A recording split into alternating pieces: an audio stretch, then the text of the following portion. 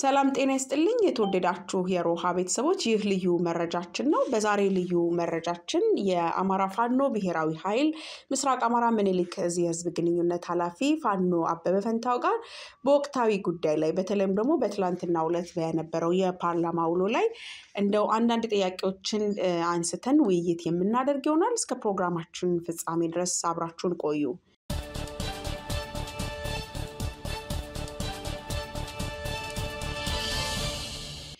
ፋኖ አበበ ፈንታው እንግዲህ ለውይይት ፈቃደኛ ስለሆንክና ስለተገኘ በጣም አመሰግናለሁ አመሰግናለሁ መልካም እንግዲህ ብዙ ነገሮች እየሄዱ እየመጡ ባለበት ወቅት እንግዲህ ፓርላማውን ውሎ በተመለከተ በትላንትናው ዕለት በጣም ብዙ እንደው አነጋጋሪም አስቂኝም አሳዛኝም ውይይቶች ምንድነው ሐሳቦች ተነስተውበታል እውነትም ለመናገር ሀገራችን ባይሆን እና እንደው ዝም ብለን እውነተኛ ህይወት ባይሆን ፊልም ቢሆን በጣም ምንዝናናበት ነው ይያልኩ ነበር ሳስብ የነበረው ግን አሳዛኙና የሚያመው ነገር ግን በህዝብ ላይ በሀገር ላይ ከሀገር መሪ ደግሞ ተብሎ ከተቀመጠ ሰው ስለሆነ በጣም ህመም ያለው ውሎ ነው ብዬ ነው ማስበውና እንደው ለመጀመሪያ ያህል የፓርላማውን ውሎስ እንዴት አገኘኸው አዳምጠኸዋል ብዬ ስላሰብኩ አመሰግናለሁ ማዚ እንግዲህ እንደገለጽሽው ኢትዮጵያን የምታክል ትልቅ ሀገር በጣም ትልቅ ታሪክ አላት ለሌሎች ሀገሮችም ጭምር ምሳሌ የሆነች ነፃ ሀገር ከእንደዚህ አይነት ስርዓትና ከእንደዚህ አይነት መሪ መውደቋ ምናልባትም ኢትዮጵያውያኖች ቆም ብለን አይተን የወደፊቱ መጻኢ ጣፈንታችንን መጻኢ ሀገራችንን አጠቃላይ እንደ ህዝብ ቆም ብለን የምናስብበት ምናልባትም በታሪካችን እንደዚህ አይነት ጥቁር ገጥሞን ማያቅም በሚያስብል ደረጃ የዚች ትልቅ ሀገር መሪ ነኝ ብሎ በግድ የተቀመጠ ሰው በራሳችን ጥፋት ያመጣ ነው ያስቀመጥነው ሰው በዚህ ደረጃ ለህዝቦች ያለውን ንቀት እዛ ፓርላማ ላይ ያሉት የሚታወቅ ነው አጨብጫቢ ናቸው ሆዳቸውን ለመሙላት የገቡ ናቸው መናገር አይችሉም ድፍረቱም የላቸውም ስነልቦናውም የላቸውም ሞራሉም የላቸውም ከነሱ ብዙ የምንጠብቀው ነገር የለንም ጀግኖች ግን እዛ ቦታ ላይ የተናገሩትን ተናግረዋል እነ ዶክተር ደሳለኝ ጫኔና መሰል ከዛ በዘለለ ግን ፓርላማው ይናገራሉ ይወግታሉ ለህዝብ እውነታውን ያሳውቃሉ ተብሎ የሚታሰቡ ኢትዮጵያውያን በተለይ አማራዎች ደግሞ ተለይተው የታሰሩበትና አጠቃላይ ብቻውን የሚፈነጭበት ምናልባትም የፓርላማ አባላቶቹ ለማጨብጨብ ብቻ ነው የሚሉት ማለት በሚቻልበት ሁኔታ እነ ዶክተር ደሳለኝ ጫኔና መሰል የፓርላማ አባላቶችን ካልሆነ በስተቀር አብዛኛው ለማጨብጨብ አዳምጦ ለመውጣት መርሃ ግብር ለማሟላት ካልሆነ በስተቀር ምንም አይነት ሞራል የሌላቸው በታሪክ እንደነዚህ አይነት ሀገርን መቀመቅ ያወረዱ ታይቶም ተሰምቶም አይታወቅምና የፓርላማ ውሎ በጣም ብዙ ነገሮችን የሚያነጋግር ሆኖ ያለ በጥቅሉ ግን እንደው አንቺ እንደገለሽው በፊልም ቢሆን እኔ እንጃ ብዙ እይታ ሊኖረው የሚችል የሆነ በቃ ምን በጣም ከባድ ነው ቃላቶች ያንሱሻል እንግዲህ መሪ ላይ ብሎ በዚህ ደረጃ ተቀምጦ በጣም በርካታ ሁሉንም ኢትዮጵያውያኖች ኢትዮጵያ አካል የነበረችውን ኤርትራንም ጭምር አስገብቶ የኢትዮጵያ አካል እንደሆነች ያ አካል ውስጡ ያውቀዋል ደግሞ የሄደበት ርቀት እኔ እንጃ በጣም በርካታ ነጥቦችን ማንሳት ይቻላል አጠቃላይ ግን የነበረውን የአብይ አህመድን ውሎ ለማውን ውሎ ለመግለጽ ቃላት ያጥርሻል በቃ አንቺ ለመናገር ሞኝ ባያፍር የሚባለው አይነት ነገር ነውና እንደው አጠቃላይ ጥያቄዎች አንስተሽ ብንሄድበት ይሻላል እንጂ ትንሽ የሚከብድ ነገር ነው የተገነዘቡት የታዘብኩት ማለት መልካም እንደው በቀጥታ ከናንተ ጋር በተለይ ከአማራ ፋኖ ጋር በተያያዘ የተነሳውን እንደው ጠቅላይ ሚኒስትሩ ለተነሳው ጥያቄ ምላሽ ሲሰጥ ያወራቸውን ነገሮች ላንሳና የአማራ ፋኖን አንድ ጊዜ ሽፍታ አንድ ጊዜ ጽንፈኛ አሁን ደግሞ ለሁለተኛ ጊዜ ይመስለኛል የአማራ ሸኔ እያለ ከመጥራትም አልፎ እንደገናም በትጥቅ ትግል የሚገኝ ስልጣን የለም ስፔሲፊካሊ ዛው አባይ ሸለቆ ውስጥ ትቀራላችሁ የሚል በተደጋጋሚ ትግሉን አንደርስቲሜት አድርጎ በንቀት መልክና ሽፍታዎቹ ተላላኪዎች ናቸው፣ ከተላላኪነት የዘለለ ሚና የላቸውም፣ እኛ ምን እናድርጋቸው የሚል ሀሳቦችን ሲያነሳ ተስተውሏል። እና ይሄ ከምን የመነጨ ነው? እውነት እንደው ይሄንን ንግግሩንና ይሄንን አገላለጹን እንዴት አገኘኸው? ጥሩ ጥያቄ ነው። እንግዲህ ይሄ በዋናነት መታሰብ ያለበት በጣም በፋኖ ከፍተኛ ምት እየደረሰበት ነው ያለው። እንደተመታ እንደተሸነፈ እንቅልፍ እንደነሳው ረፍት እንደነሳው እና ምናልባትም የመሸሻ ጊዜውን በዓለም ላይ በታሪክ እንደምናውቃቸው አምባገነኖች አብይ አህመድ የመሸሻ ጊዜው የመሸሻ ቦታውን ዞር ብሎ እያየ ያለበት ጊዜ እንደሆነ ነው የሚያሳየው።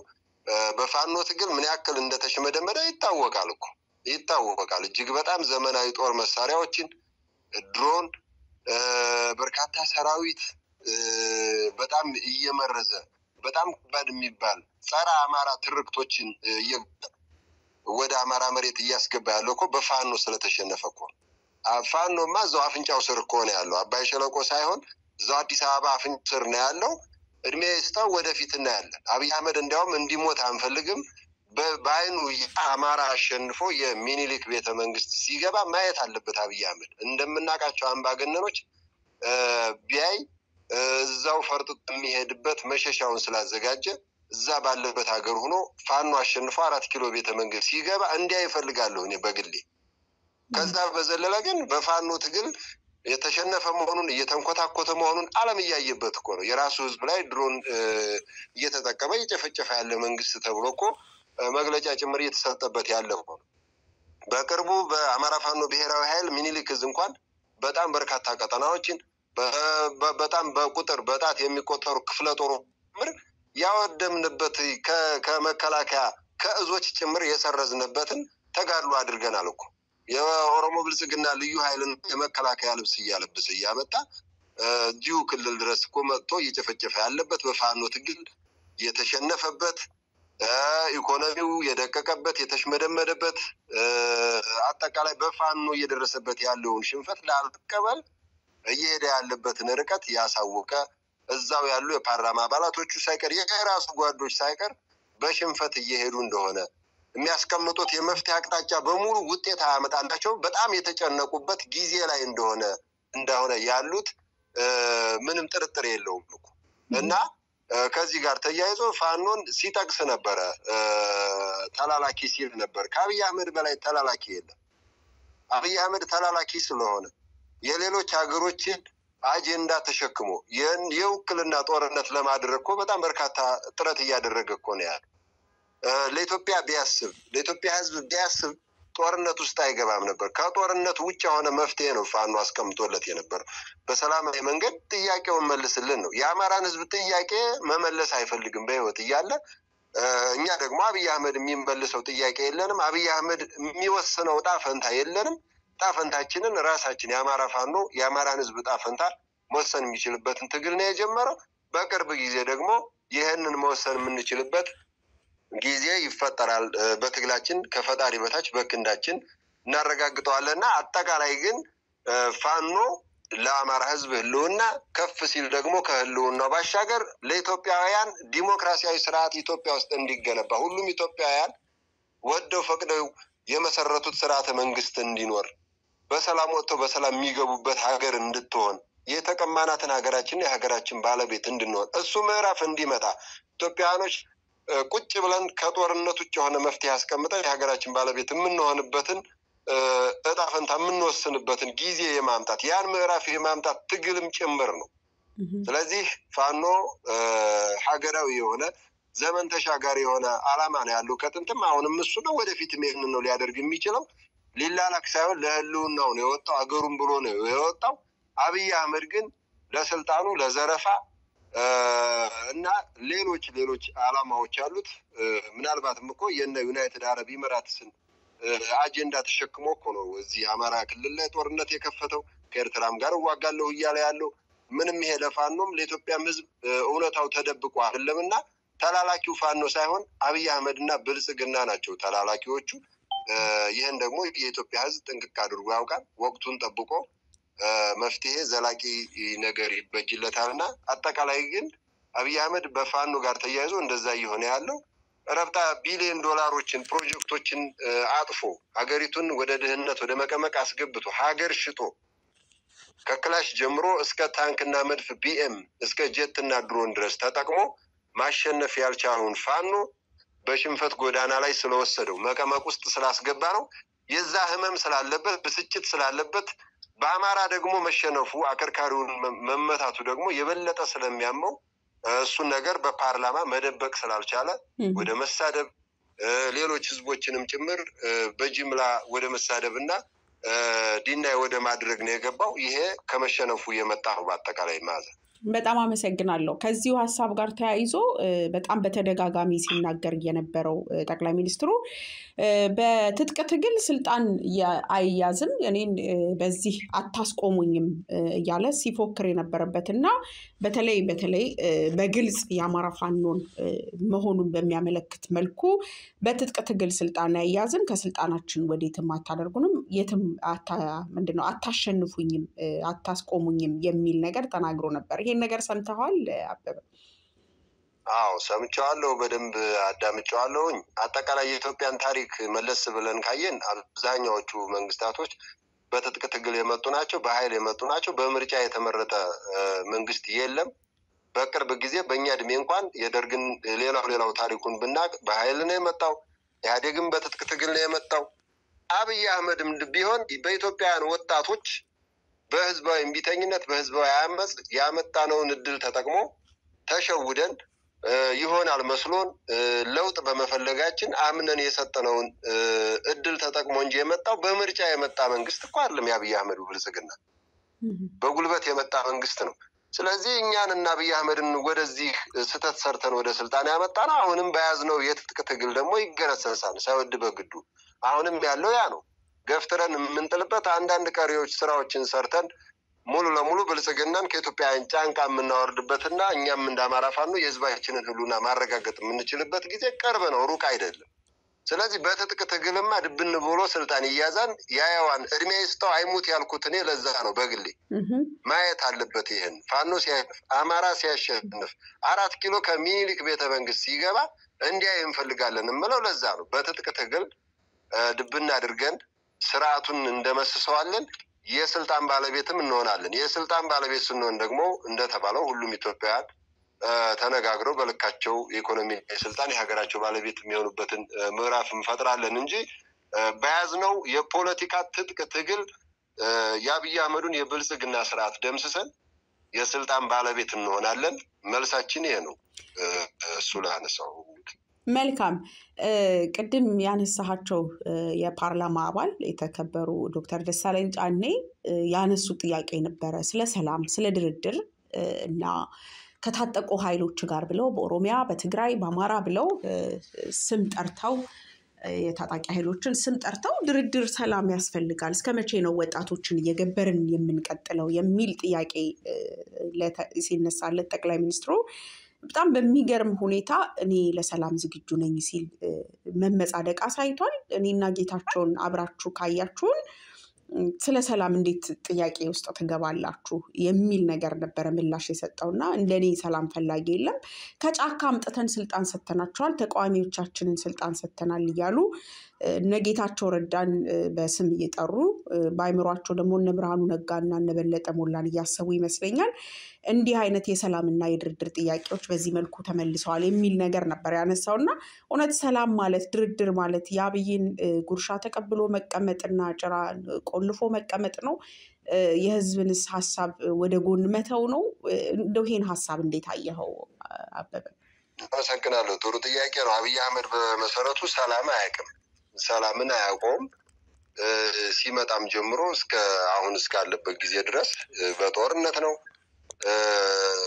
አጠቃላይ ሰላምና የሰላምን ጽንሰ ሐሳብ አያውቀውም። አጠቃላይ አብይ አህመድም ብልጽግና ማያውቁትም። አጠቃላይ እንደ ፋኖ ግን ወደዚህ ትግል የገባ ነው ሰላም ፈልገን የገባ ነው። ሁሉም የሰላም በሮች፣ ሁሉም የሰላም አማራጮች ስለተዘጉብን የአማራ በርካታ ጥያቄዎች አሉት፣ የዘመናት ጥያቄዎች፣ የተጠራቀሙ ጥያቄዎች። እነዚህ ጥያቄዎች በሰላማዊ መንገድ እንዲፈቱልን በአደባባይ በሰልፍ ሁሉ ጠይቀናል። እነዛ ሁሉ በሮች ስለተዘጉ ጥያቄዎቻችን ጦር መሳሪያ እየታፈኑ ስለሆነ ስለዚህ ጦር መሳሪያ ይዘን ጦር መሳሪያ ያዘው ጋር ተዋግተን ጥያቄዎቻችንን ማስመለስ አለብን። እጣ ፈንታችን የሚወሰነው በዛ መንገድ ስለሆነ የዚህ ስርዓት ማለት ቢከብድም እንደ ስርዓት ልንለው ባይገባም ይሄ ፋሽስታዊ አገዛዝ የሰላም በሮችን አያውቃቸውም፣ ሰላምን አያውቀውም። ከዚህ ጋር ተያይዞ እኛ ሳንወድ በግድ የሰላም በሮች ስለተዘጉብን ወደ ትግል የገባንበት ሁኔታ አለና ከዚህ ጋር ተያይዞ የፋኖን በዛ ልክ እንየው። አጠቃላይ በሰላማዊ መንገድ በድርድር አመጣኋቸው ስለሚላቸው ግለሰቦች ይታወቃል።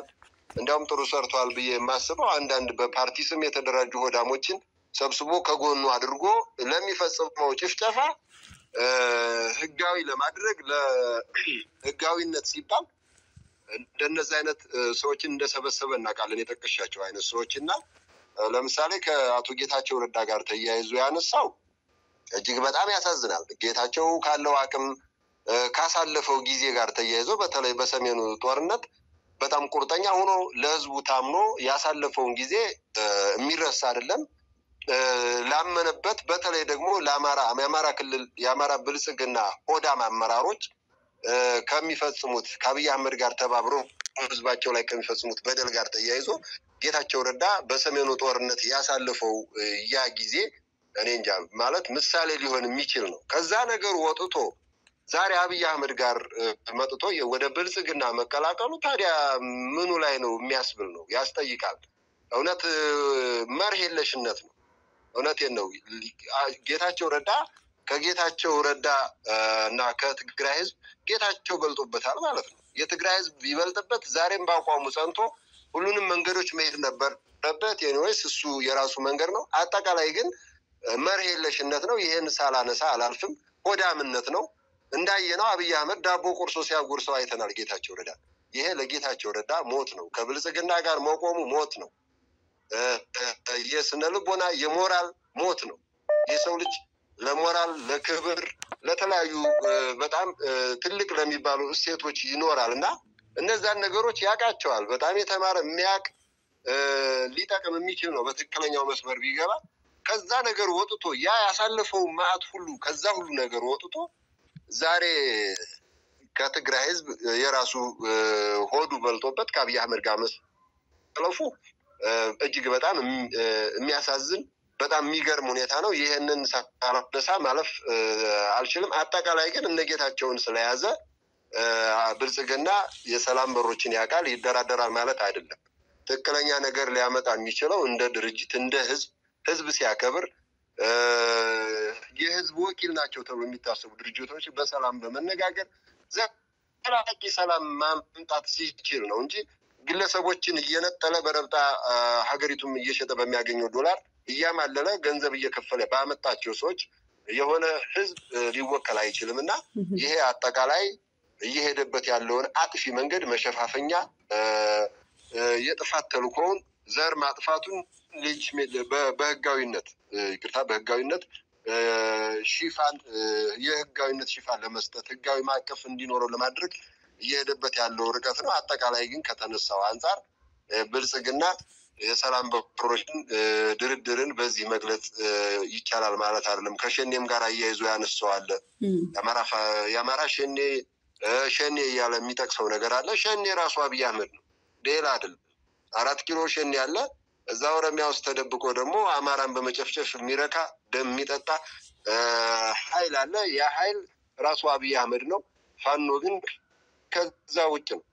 የሰው ልጅ ተፈጥሮ አክብሮ ሰውነትን አክብሮ የሚታገል ፋኖን እና የሰው ልጅ አንገት እያረደ ሜዳ ላይ የሚጥል በዚህ በ21ኛው ክፍለ ዘመን አሰቃቂ ሁኔታ የሚፈጥር ኃይል ጋርም ሊመሳሰል አይችልም። አብይ አህመድ ራሱ ነው እንጂ ሸኔ ፋኖም ሸኔ ተብሎ ማይጠራም። ከዚህ ጋር ተያይዞ በጥቅሉ ግን የሰላም በሮች ክፍት ናቸው። የኔና ጌታቸው ለዚህ ምሳሌ ነው ያለው። የግለሰቦች ሁኔታ ለህዝብ ምሳሌ ሊሆን አይችልም። ህዝብን እንደ ህዝብ አክብሮ ለህዝቡ ዘላቂ መፍትሄ ማምጣት ሲቻል ነው ሰላም ሊባል የሚችለው እና እንደው አጠቃላይ መልሼው ከሆነ ይህንን ነው ማለት የሚችለው። ያ በጣም ትክክል ነው። አመሰግናለሁ አቤ፣ መልሰዋል። እንደው ምናልባት ከዚህ ጋር ተያይዞ እንደው ጠቅላይ ሚኒስትሩ ያነሳቸው ሀሳቦች በጣም ብዙ ጥያቄ የሚያስነሱና ብዙ እጅን በአፍ የሚያስጭኑ ናቸው ለመናገር ቃላት እስከሚያንስ ድረስና ስለ ኢኮኖሚ እድገት ሲነሳ ኢትዮጵያ ዓለም የሚቀናባት እድገት ላይ ነው ያለችው። አስተዳደጋችን እያስገረማቸው የእናንተ ስለ ጉድ ነው እያሉ ነው የሚያዩን። እንደውም አይኤምኤፍ ራሱ እንግዲህ ወደ ማስገደድ በሚደርስ ደረጃ እንዲከፈለው እያደግን ስለሆነ እድገታችን ከተጠበቀው በላይ ስለሆነ እናንተማ በጣም ብር አላችሁ ክፈሉ ነው ያሉን አይነት የሚል ለህፃናት እንኳን በማያሳምን መልኩ ነው በፓርላማ ለተቀመጡ ሰዎች ሲያብራራ የነበረው። እውነታው ግን በአህመድ ሽዴ የሚመራው ቡድን የእንግሊዝና የአሜሪካ ተቋማትን ባሳተፈ ኩባንያዎችን ባሳተፈ መልኩ ፈረንሳይ ላይ የዕዳ መክፈያ ጊዜን ስለማራዘም ሲለማመጥ ከርሞ ያልተሳካ ውጤት አስተናግደው ነው የተመለሱትና ፊት አላገኙም። በዓለም መንግስታትና በአበዳሪዎች አይን እንግዲህ በጣም ከባድ ጥያቄ ውስጥ ይሄ እንደ ሀገር የሚያሳስበን ነው። የአብይ አህመድ ጉዳይ ብቻ አይደለም። እሱ ወጥቶ በውሸት ስለተመጻደቀበት እየተገረምን ነው እንጂ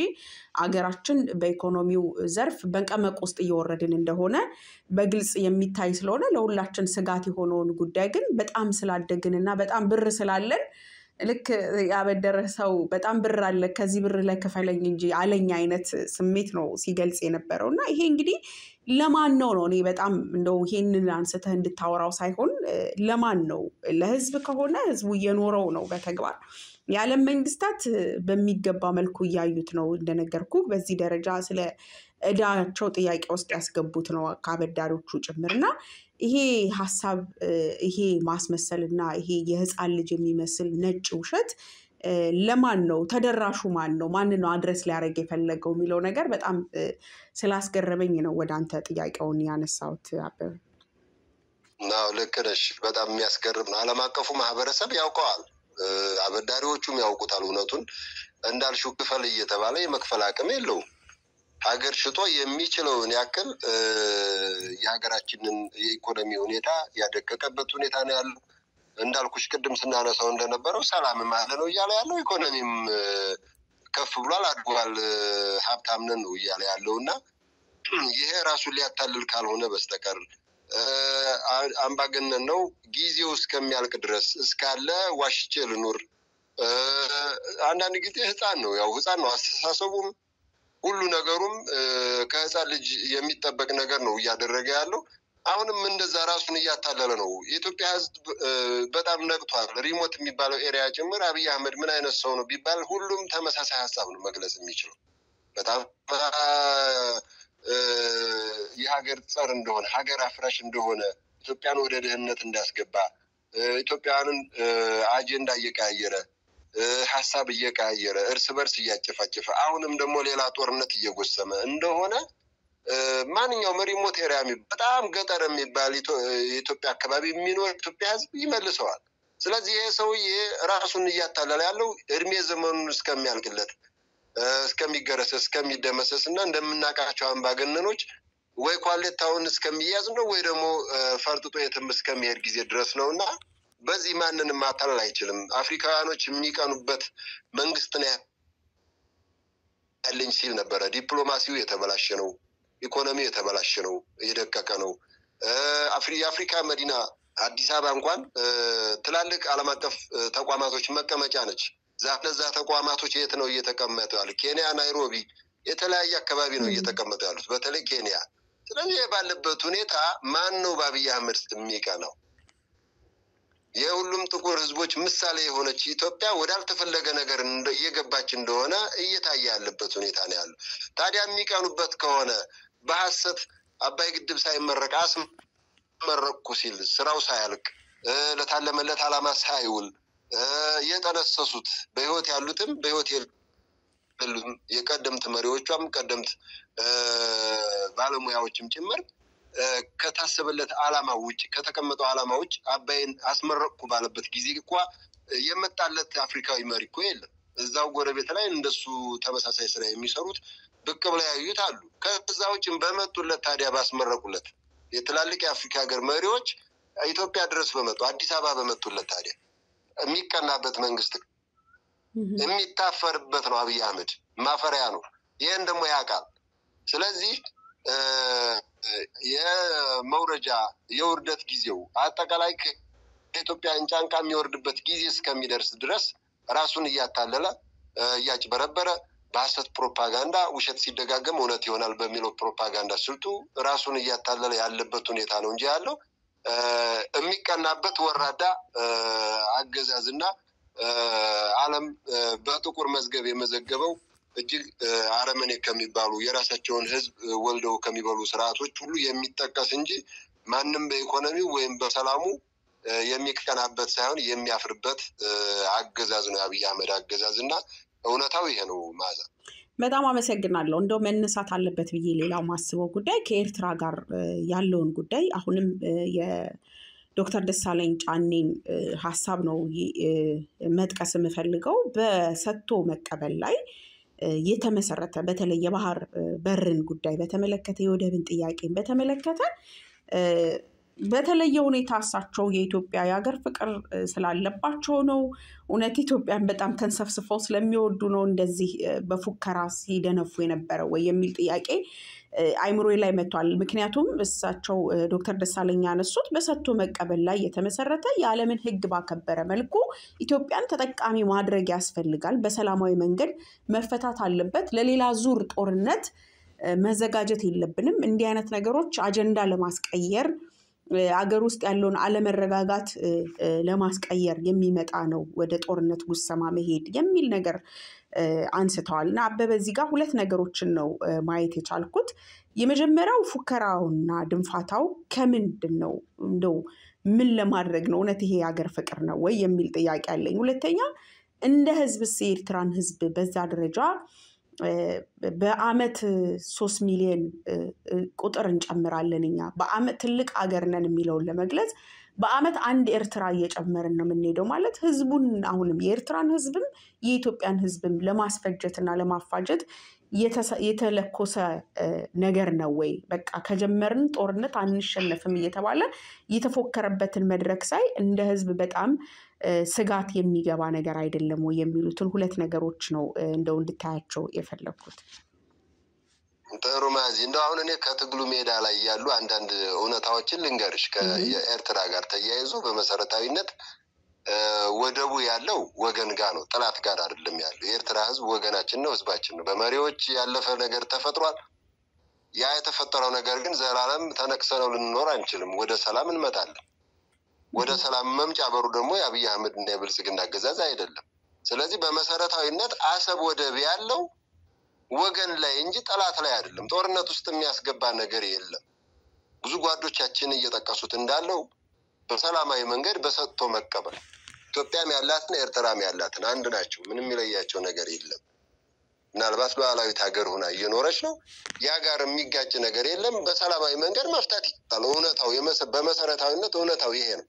ከውጊያ ጋር ተያይዞ ከጦርነት ጋር ተያይዞ የሚያቆመን የለም እያለ ነበር አብይ አህመድ። ምናልባት አዎ ሲሸሽ የሚያቆመው የለም እናውቀዋለን። ከመቀሌ ደብረ ብርሃን ሲሸሽ እኮ እና የሚያቆመን የለም የሚለው ሽሽቱን ነው።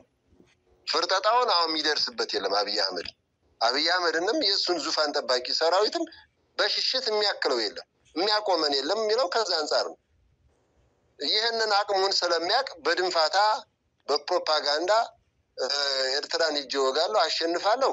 ቅድም እንደጠቀስኩልሽ ከትግሉ ሜዳ አንዳንድ ከፍተኛ ጄኔራሎች የራሱ ጄኔራሎች ምን ይዞ ነው ልዋጋ የሚለው ኤርትራ ጋር እዚህ ፋኖ ጋር ያለውን ጉዳይ ሳይጨርስ አቅም የሌለው ምን ሰራዊት ይዞ ታንክ ይዞ ሊዋጋ ነው ወይስ በድሮን ብቻ ከኤርትራ ጋር ሊዋጋ ነው? የቃል በቃል የራሱ ጄኔራሎች የሚናገሩት ነው። በቃ ምንም በቃ ይሄ ሀቅ ነው፣ እውነታ ነው። ለራሱም እኮ እየነገሩት ነው። ማንን ይዞ ነው የሚዋጋው? አናውቀውም እንዴ? ዛሬ ማንን አሳስቶ ማንን በስሁት ዓላማ በስሁት አጀንዳ ያግድ ይችላል?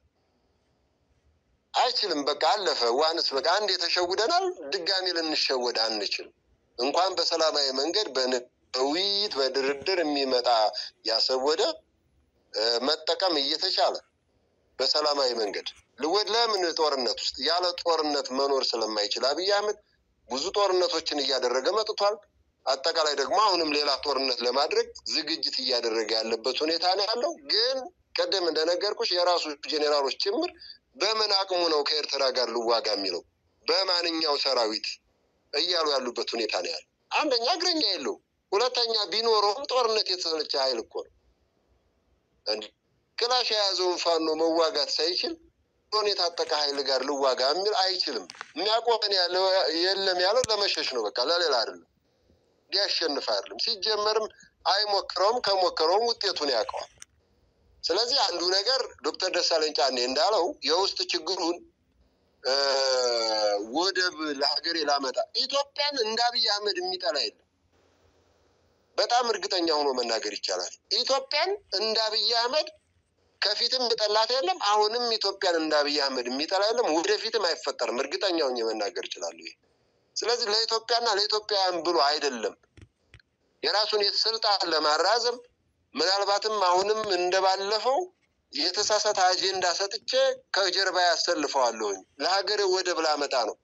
አባይ ግድብን እኮ አየነው እኮ በቃ ጀግኖች ጀምረውት የሄዱትን ለሀገር የሚያስቡ አካላቶች ጀምረውትን እየሰሩት ያለውን እኮ እነ ኢንጂነር ይቅርታ የአዲስ አበባ ላይ እኮ ገድሎ እኮ ሞቱ እያለ እኮ ድራማ ሲሰራ የነበረ ሰው እኮ ይህ ባለበት ሁኔታ ኢንጂነር ስመኘው ቀለን ራሱ ገድሎ ራሱ እኮ ነው ሀዘን ሲቀመጥ ነበር። ራሱ ነው መግለጫ እከለ የሚባል ሰውዬ በክብር እንኳን እኮ አልጠራው። ስለዚህ ያ ባለበት ሁኔታ አሁንም ወደብ አመጣለሁ የሚለው ጨዋታ አንደኛ እዚህ በፋኖ ተሽመድምዷል፣ የሽንፈት ጽዋው ሊጎነጭ ነው። ስለዚህ ያለው አማራጭ ምንድነው? ሆ ብዬ ወደዛ ልሄድና ውጤት ባመጣ የኢትዮጵያ ሕዝብ ይከተለኛል፣ ውጤቱንም ልቀይረው እችላለሁ የሚል ነው። ሲጀመርም ከዛ ማናደርሰው ስለ ምርጫም ስለሌላም ነገር ሲያነሳ ነበርና ከዛ ማናደርሰው። በዚህ አጋጣሚ ምነግርሽ ያው ምናልባት ጥያቄውን አንቺም ካነሳሽው አላውቅም፣ እኔ እንደው አያይዤ የማነሳው ስለ ምርጫም ሲያነሳ ስለነበረ በአዝኖ በፋኖ ትግል አብይ አህመድን ከምርጫ ማናደርሰውም። ከዛ ሳይደርስ ከኢትዮጵያውያን ጫንቃ እናወርደዋለን፣ እንገረስሰዋለን፣ ድል እናደርገዋለን። አጠቃላይ ከወደብ ጋር ተያይዞ ያነሳቸው ነጥቦች እኔ በዚህ ልክ ነው የምገልጻቸው። ማለት በጣም አመሰግናለሁ። ከምርጫ ጋር በተያያዘ በእርግጥ እኔ እንደው ጥያቄውን ላነሳውም ያልደፈርኩት ምርጫ ሲባል ስለ ምርጫ የምናነሳቸው አስቻይ ሁኔታዎች፣ ቅቡልነቶች እንዲሁም ራሱ ከምርጫ ቦርድ ገለልተኝነት ጋር ተያይዞ ራሳቸው ፓርቲዎችን በተመለከተ እንኳን በአሁን ሰዓት እውነተኛ የሰላማዊ ፉክክር ለማድረግ የሚነሱ የድርጅቶች በሌሉበት ሁኔታ ትግራይ ላይ እንግዲህ ህወሓት እንኳን አሁን እንግዲህ ህጋዊነት የለውም ተብሎ ተወዳዳሪ ያልሆነበት ሁኔታ፣ አማራ ክልል ላይ አብንን አጣጥፎ ከኋላ ኪሱ ከቶታል በሚባልበት ሁኔታ ላይ ሌሎች ተቃዋሚና ተፎካካሪ ድርጅቶች በሌሉበት ራሱን መንግስት ደግሞ አስቻይ ሁኔታ በሌለበት ሁኔታ ስለ ምርጫ ማንሳት ህዝብ ላይም ራስ ላይ መቀለድ ነው ብዬ በማመን እንዲህ አይነት ጥያቄዎችን ወደ አንተም አላመጣውም፣ ጊዜንም አላባክንም። እንደው በመጨረሻ ላነሳው የፈለግኩት ጥያቄ ከህዝብ ጋር የተያያዘው አሳሳቢና አስጊ ጉዳይ ስለሆነም ለትግራይም ህዝብ ይሁን ለኤርትራ ህዝብ እንደ ህዝብ መንግስታት በየራሳቸው ጊዜ ቅድም አንተ እንዳልከው ያመጡት የወሰኑት ያስኬዱት ብዙ ነገሮች አሉ።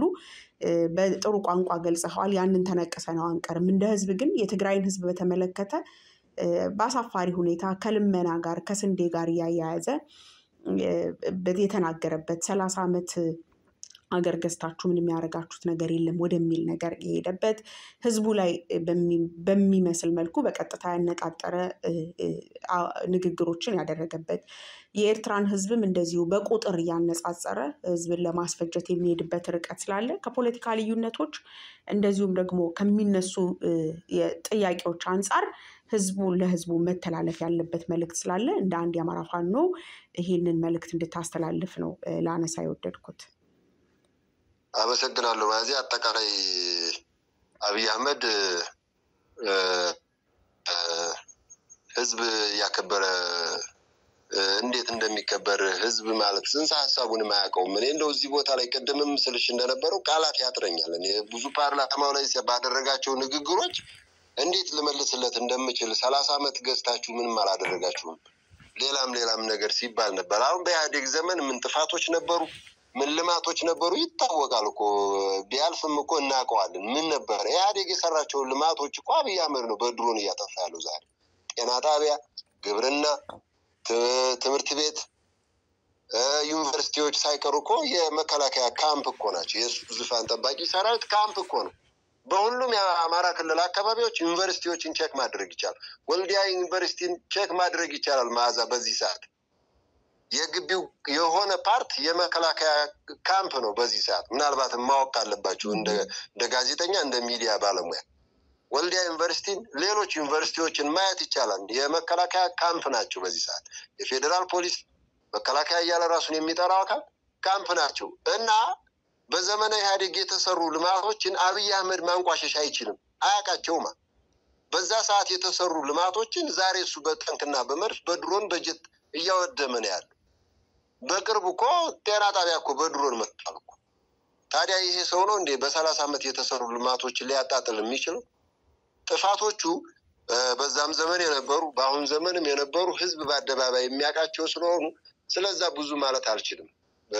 ለትግራይም ህዝብ፣ ለኤርትራም ህዝብ፣ ለኢትዮጵያም ህዝብ አጠቃላይ ለሁሉም ያለውን ንቀት በጣም ያሳየበት እጅግ በጣም ምናልባት ኢትዮጵያውያኖች ተረግመን ነው ከአብይ አህመድ የጣልን ብዬ አምናለሁ። በቃ በጣም ቃላቶች ያጥሩኛል አብይ አህመድን ለመግለጽ ምን ያክል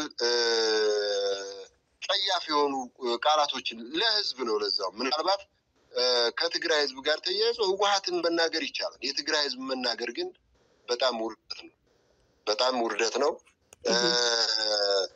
ምን ብዬ ልንገርሽ በቃ እና አጠቃላይ የኤርትራንም ህዝብ በአመት 3 ሚሊዮን እናድጋለን፣ በአመት የምናድገውን ቁጥር ያክል ናቸው በሚል በህዝብ ብዛትም ጭምር እያነሳ ያጣጣለበት ጦርነቱን በአንድ የጨርሰሉ ከማለትም አንጻር እየሄደ ያለበት ሁኔታ ነው ያለው እና ይሄ ነገሩ ከንቀት የሚጀምረው ነገር ለሽንፈት ዳርጎታል። አሁንም የመጨረሻ ለሚባለው ሽንፈቱ ይዳርገዋል። ሌላ ምንም ውጤት አያመጣለትም። ክብረ ቢስ ነው አብይ አህመድ። ክብር አያውቅም፣ ሞራል የለውም፣ ስነ ምግባር የለውም። ከህፃን ልጅ ለህፃን ልጅ ብርጭቆ አይሰጥም ነው የሚባለው። አገር ተሰጠው። በዛ ደረጃ እንደነዚህ አይነት ጸያፍ ነገሮችን እየተናገረ ያለበት ሁኔታ አለና እኛ እንደ አማራ ፋኖ የህዝባችንን ህልውና ለማረጋገጥ ነው የተነሳ ነው። ትላንትን ያለፈውን በደላችንን ታሪክ ሊመዘግበው ይችላል። ትላንት በደሉን በሚል ዛሬ ያለውን ትግራችንን አናበላሽም። የአብይ አህመድን ስርዓት ገርስሰን ከሁሉም ጋር ሰላማዊ ንግግር በማድረግ የበደለው የሚክስበት የተበደለው የሚከስበት አይነት ሁኔታ የሚመጣበት ጊዜ ይናፍቀናል። እሱን ማምጣት እንፈልጋለን። የህዝባችንን ህልውና ማረጋገጥ እንፈልጋለን።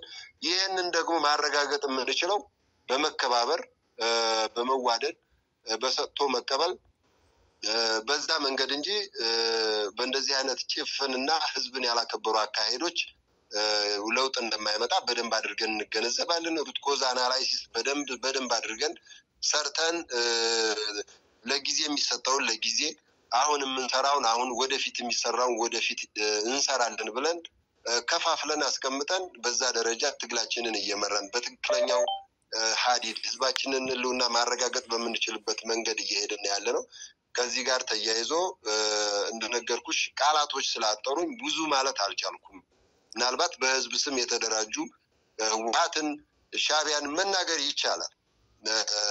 በዚህም ፋኖን መናገር ይቻላል። የአማራን ህዝብ፣ የትግራይን ህዝብ፣ የኤርትራን ህዝብ እና ሌሎች ህዝብንም ሸኔንም ኦነግንም ሌላውንም መናገር ይቻላል። በህዝብ ስም የተደራጁ ፓርቲዎችን መናገር ጸያፍ ቃላቶችንም ሊጠቀም ይችላል። ያ ይሻላል። ህዝብን መናገር ግን ክብረ ቢስነት ነው፣ ከአብይ አህመድ የሚጠበቅ ነው። የሆነ ሆኖ በዚህ የሚረበሽ አይኖርም። ካበደ ሰው ከህፃን ክብር ከሌለው፣ ሞራል ከሌለው፣ ስነ ምግባር ከሌለው ጽንሰ ሀሳቡም ጭምር ምንም ካልገባው ሰው መጽሐፍ ተጽፎለት ጻፍኩ እያለ መጽሐፍ ከሚሸጥ ሰው ጋር ከዛ አይነት ሰው የሚጠበቅ ንግግር ነው። በጥቅሉ ግን አጠቃላይ እኛ እንደ ፋኖ እንደነዚህ አይነት ነገሮችን ወደ ጎን ጥለን ትግላችንን ለድል የምናበቃበት መስመር ላይ ነው እና ያለ ነው።